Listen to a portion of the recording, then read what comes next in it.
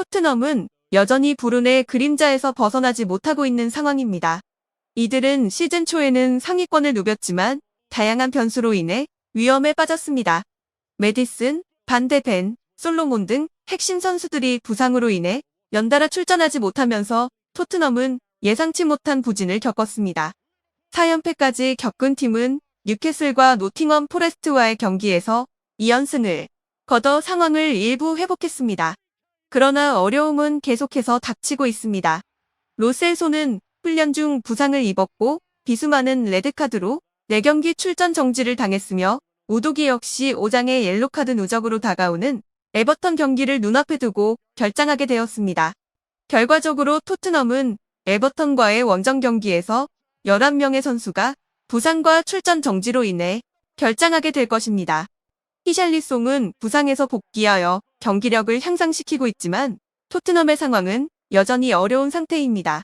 현재 토트넘의 공격진은 손흥민, 히샬리송, 쿨루세프스키 등 주요 공격수들이 선발되고 있지만 수비라인은 여전히 불안정합니다. 최근에 노팅엄전에서 토트넘이 2대0으로 승리하였음에도 불구하고 손흥민이 득점하지 못한 점이 비난의 대상이 되었습니다. 영국 언론조차 손흥민의 노팅엄전 기여에 부정적인 평가를 내놓았습니다. 그러나 이는 사실이 아닙니다. 손흥민은 히샬리송의 부활을 위해 원톱 공격수 자리를 내주며 고난을 감수하고 있으며 이 결정은 그가 직접 내린 것입니다. 현재 홀란드 살라와의 득점왕 경쟁 속에서 아시안컵 출전을 앞두고 있는 손흥민은 12월 경기에서 더 많은 골을 넣을 기회가 있었지만 그러지 못했습니다. 히샬리송은 최근 2경기 연속으로 득점을 해 호평을 받았습니다. 그러나 이에 대한 반응 외에도 영국 매체 데일리 메일과의 인터뷰에서 그는 충격적인 발언을 했습니다.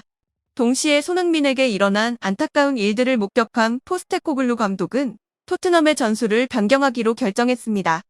현재 토트넘은 자유로운 상태를 경험하지 못하고 있습니다. 2023-24 시즌 잉글랜드 프리미어 리그가 개막된 이후 토트넘은 10경기에 걸친 무패 행진을 중단했는데 주요 선수들의 부상이 큰 역할을 했습니다. 특히 제임스 메디슨과 미키 판더펜의 부상이 큰 타격이었습니다. 또한 카드 관리 측면에서도 비상등이 켜진 상태입니다. 첼시전에서 크리스티안 로메로의 퇴장과 데스티니, 우도지의 레드카드 등 어려움이 겹쳐져 있습니다. 악몽은 계속 진행 중입니다. 최근에는 이브스 비수마가 노팅엄 포레스트전에서 거친 태클로 레드카드를 받았습니다. 더 나아가 우도지는 경고 누적으로 24일 에버턴전에 출전할 수 없게 되었습니다. 로메로는 여전히 어려운 상황에서 외줄타기를 이어가고 있으며 최근 뉴캐슬 유나이티드전에서의 거친 태클에도 심판은 다행히 옐로카드로 판정했습니다. 그러나 로메로는 노팅엄전에서도 카드의 경계선에서 불안한 플레이를 펼쳤습니다. 이에 반해 부상에서 복귀한 히샬리송은 토트넘의 전술 변경으로 인해 주목받고 있습니다. 그의 원톱 공격수로의 활약과 손흥민의 윙 공격수 자리 복귀는 토트넘의 새로운 활력을 가져다 주었습니다. 뉴캐슬전 이후의 인터뷰에서 포스테코글루 감독은 손흥민이 이 전략을 제안한 사람이라고 공개했습니다.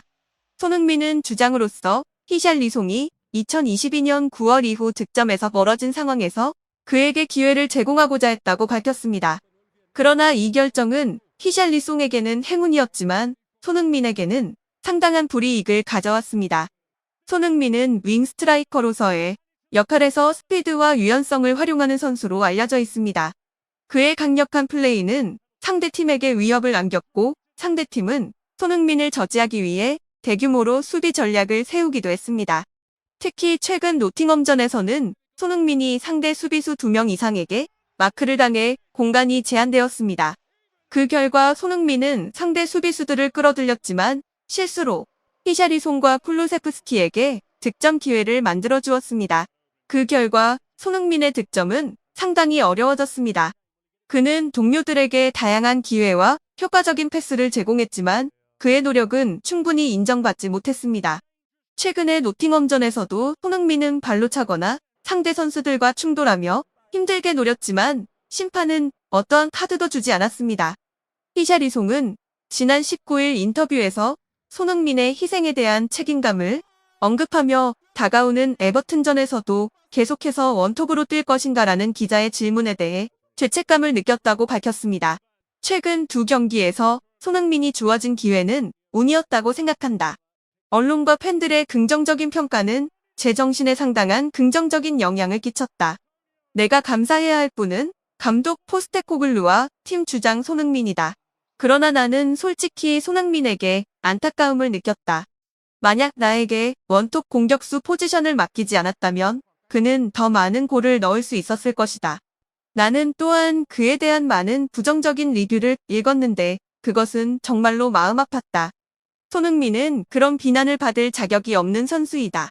포스테코글루 감독과 많은 고민과 토론을 거쳤다.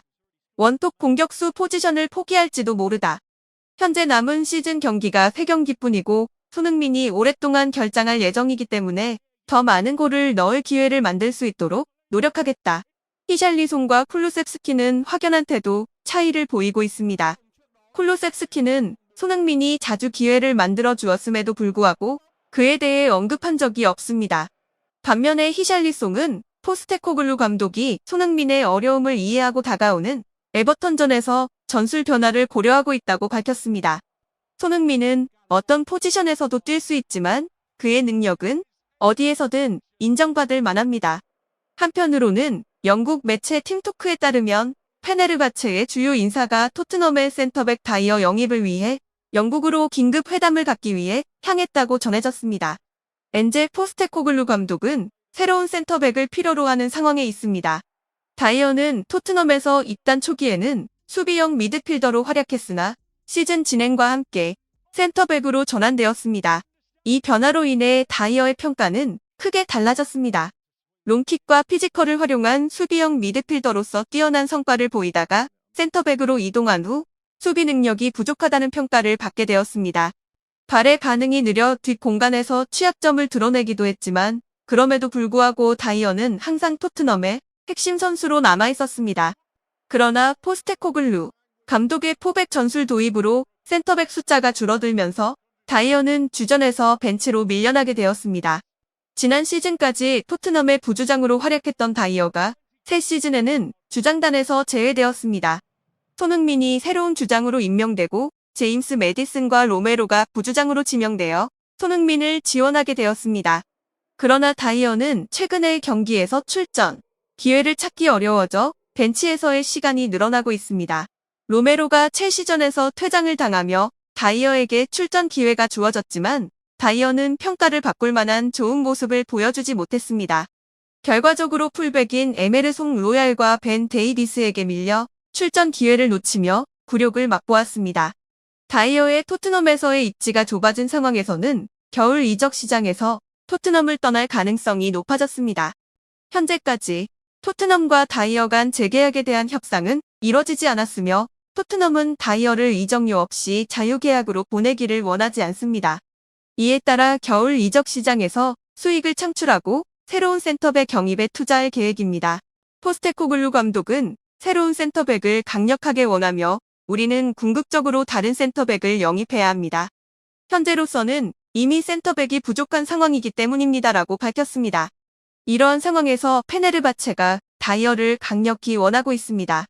페네르바체의 핵심 관계자는 다이어 영입을 위해 토트넘으로 향했으며 페네르바체의 의도는 다이어가 이적에 열려있는지 확인하기 위한 것으로 전해졌습니다. 만약 다이어가 긍정적인 의사를 표명한다면 이적이 쉽게 성사될 것으로 예상됩니다. 페네르바체는 김민재가 뛰었던 팀으로 알려져 있으며 김민재는 베이징 과안에서 활약한 후 나폴리로 이적하며 세계적인 센터백으로 거듭나 현재는 바이에른 뮌헨에서 뛰고 있습니다.